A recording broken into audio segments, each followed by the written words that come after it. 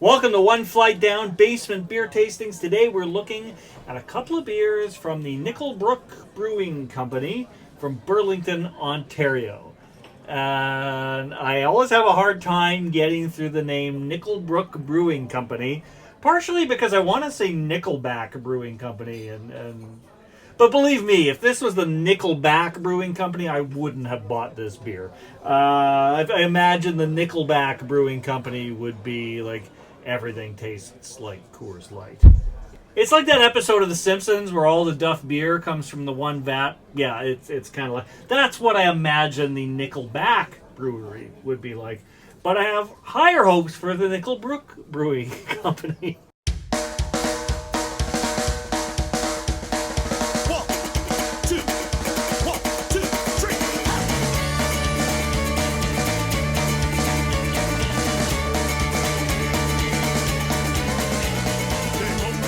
The first one I'm going to do today is called the Naughty Neighbor. It's an American-style pale ale, so it's sort of the more, it's, of the two I'm doing, kind of the more traditional style. I also like, if you're going to do an American-style beer, call it the Naughty Neighbor. Why not? And look how naughty that neighbor looks. That's one f***ed up bird. But anyway, let's give this beer a try. Now, I don't have any Nickel Brook Brewing Company. Hard to say for some reason. The words are hard for Alan today. I don't have any Nickel Brook Brewing Company glassware. So, since they're from Ontario, I'm going to use my Winnipeg Jets glass, because I'm rebellious that way. Alright, let's give this a try.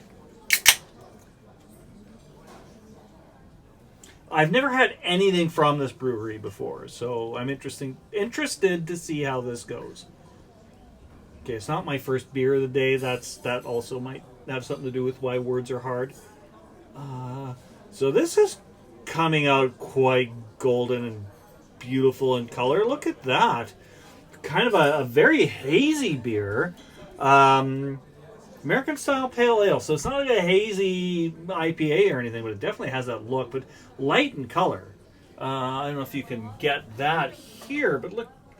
It's very, very light in color. Almost looks like it's a shandy or something like that. It's a little bit fruity on the nose, but also a bit of a bready note too. Yeah, definitely. Yeah, I'm getting like a bready note in there. And a little bit of a fruit, like citrusy kind of note, which I'm assuming is coming from the hops. Well, let's go for a sip, and then we'll take a look at what the hop variants in here are, because I think they are listed on the can. Yes, they are. All right. Cheers, my friends.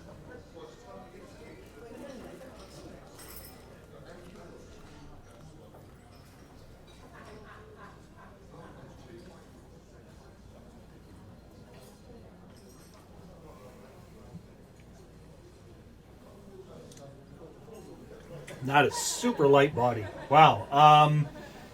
Yeah, that is like a really light bodied beer. What's the deal on this one? It is 4.9% alcohol. The hops are Cascade, Centennial, and Citra. The malt are two-row pale ale, Carafoam, which I hadn't ever heard of before, at least not that I've noticed, and flaked wheat. Yeah, so it's got three different kinds of hops in there. And the yeast is California Ale.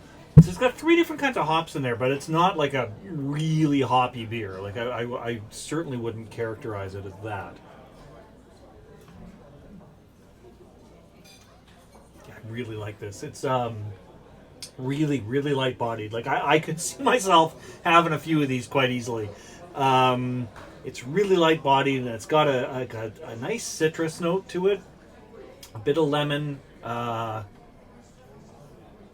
it's a lemony kind of note. Oh, like not quite like a shandy or something like that, but it's definitely like similar to that. It's got a very just bright feel to this. This feels like a really nice summertime beer.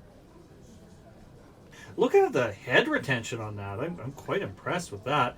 And then, yeah, I was surprised how hazy it is. Like, it's not considered a hazy IPA or anything, but if you look, I'm not seeing my fingers through there, which is like, that's a nice haze, right? Yeah, nice color, great head retention, really nice flavor, and a light body. I quite like this. Yeah, this is a naughty neighbor I can get into.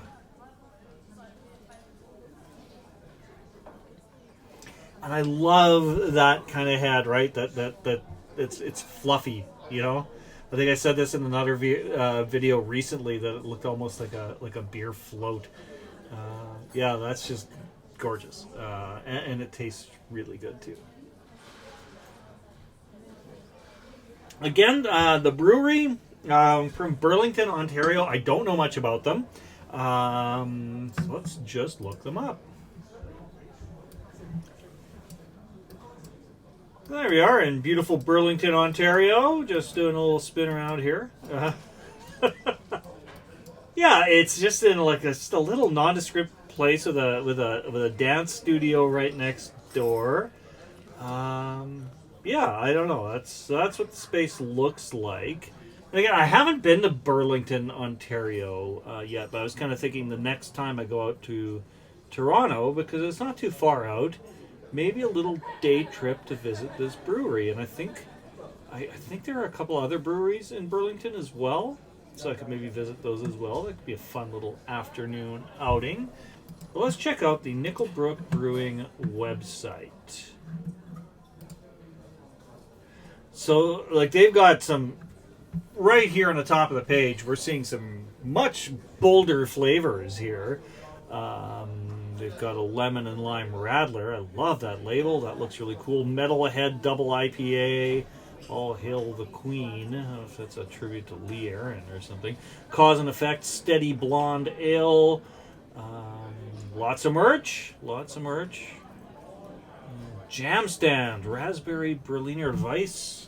Cool. Very cool.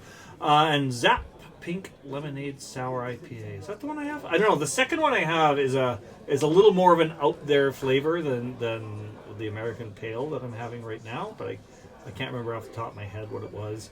And yeah, I've never had their beer before. I just kind of came across it the other day when I was at my local beer store and was looking for something I'd never tried and came across this. That's the only beer I've had yet from Nickel Brook Brewing. I hope that means I'm going to like the rest of them. Next one's a little more out there. This is Zap Cranberry and Ginger Sour IPA. And before I do this, I want to go back to their website for a second because I think I saw something else called Zap. Zap Pink Lemonade Sour IPA. So I guess Zap is like a series of sour IPAs that they're doing. Zap! That's just fun to do. Alright, I need another glass. I'm going to go with my I Love Sharknado glass. Because why not? If you got like aliens and on your can, and I Love Sharknado glass just seems like the most fitting thing I have. I mean, I do have an Area 51 shot glass somewhere up here, but I'm not doing shots of beer. That's just a little weird. I'm going to crack this open right now. I hope I'm guessing this will do the normal sound effect, but it'd be really cool if it just went zap. Let's give this a pour. I'm assuming sour IPA, probably lighter color. Let's see what it looks like.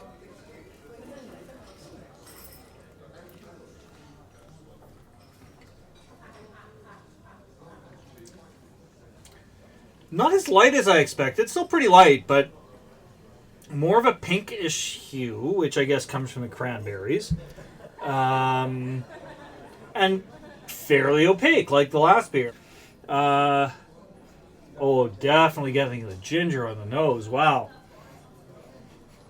Okay. And that's good, because, it's good for my belly. The head on this is... There's a pinkishness to the head as well, which is dissipating quite quickly. But Yeah, let's go in and have a sip here.